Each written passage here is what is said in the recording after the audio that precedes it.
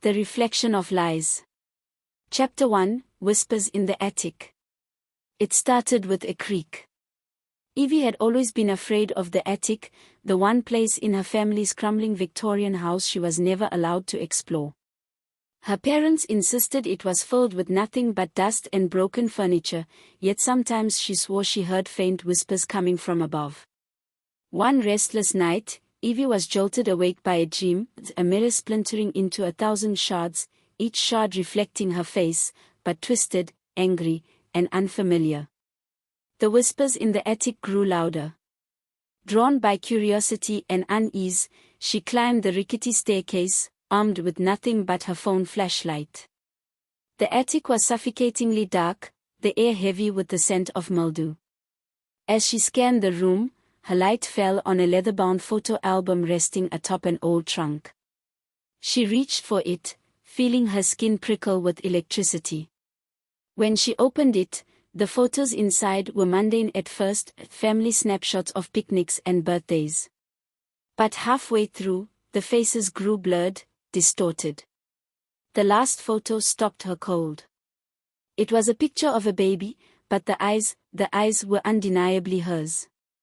Her hands trembling, she flipped to the very back of the album and found a folded piece of parchment. Unfolding it, she froze as she read the name at the top, Amora Calloway. Her birthday matched. Her heart raced as a flashlight flickered, on, off, on again. She heard a faint giggle behind her. When she spun around, the attic was empty. Chapter 2, The Stranger in the Hallway. Evie confronted her parents the next morning.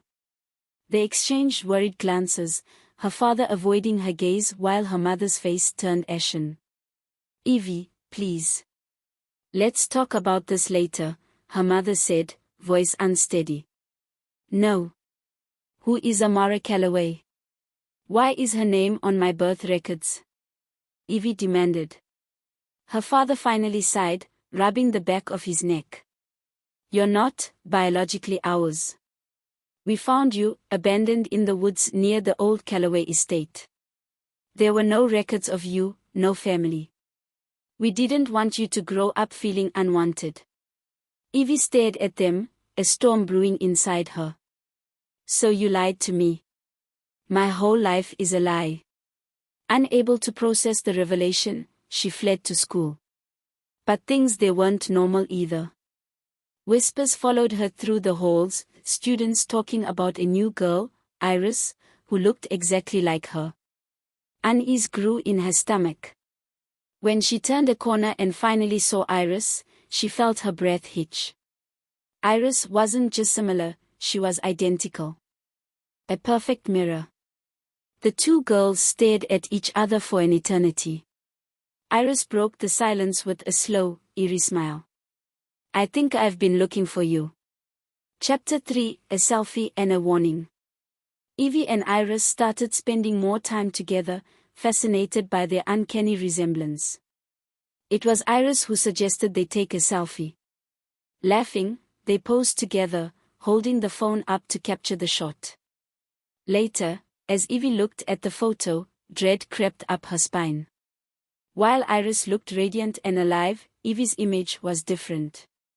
Her eyes glowed faintly, and her face bore cracks, like the surface of fractured glass.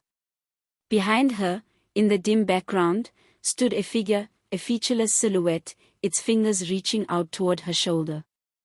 The next time Evie saw Iris, she showed her the photo. Iris stared at it for a long moment before whispering, "It's following you." "What is?" Evie asked, her voice shaking. Iris didn't answer. She just gave Evie a cryptic warning, "Don't look into any mirrors tonight. Not until it's ready." Chapter 4, The Mirror in the Attic. Haunted by Iris's words, Evie avoided every reflective surface in the house. But as night fell, she was overcome by a feeling of being watched. The air grew thick and cold, and the whispers from the attic returned, louder this time, more insistent. Compelled by a force she couldn't resist, Evie found herself climbing the stairs once more. The attic door creaked open on its own, and there it was, the mirror. Tall, antique, and draped with a sheet. Slowly, as though in a trance, Evie reached out and pulled the sheet away. The reflection wasn't hers. It was Amara. Who are you? Evie whispered. The reflection grinned, a jagged, unnatural smile. I'm the real you. You're just a shadow. The mirror began to ripple like water, and the reflection stepped out. Amara's form was identical to Evie's, but her eyes burned with a silver fire. You stole my life, Amara hissed. Now it's my turn. Chapter 5, The Hunt for the Truth. Evie fled the attic, her parents waking to her screams. She told them about the mirror, about Amara, but they insisted she was imagining things. You've been through a lot, Evie, her mother said. Maybe you just need some rest. But Evie couldn't rest. She needed answers. Sneaking into her father's study, she found a dusty box labeled Calloway Estate. Inside were newspaper clippings about the family's mysterious disappearance decades ago. The headlines read, Calloway heiress vanishes, believed dead, tragedy strikes Calloway Manor. One article mentioned an old rumor: the Calloway family was cursed, the estate haunted by vengeful spirits trapped in mirrors. Chapter 6, A Reflection's Revenge. The next few days were a blur of terror. Amara appeared in every reflective surface, smirking in windows, peering out of car mirrors, even watching Evie from the surface of her coffee. Amara whispered promises of reclaiming what was hers, urging Evie to come home. The final confrontation came when Evie decided to destroy the mirror. She returned to the attic armed with a hammer, but as she raised it, the mirror rippled, and Amara's voice echoed around the room. You can't destroy me, Amara sneered. I'm not trapped. You are. The attic door slammed shut, and the shadows closed in. Evie's screams faded as the mirror swallowed her whole. Epilogue: The New Evie. A week later, Iris stood outside Evie's house, watching as Evie smiled at her parents. They didn't seem to notice the subtle differences, the sharper tone in her voice, the way she avoided direct sunlight, the flicker of silver in her eyes. But Iris knew. The girl who now lived as Evie wasn't Evie at all.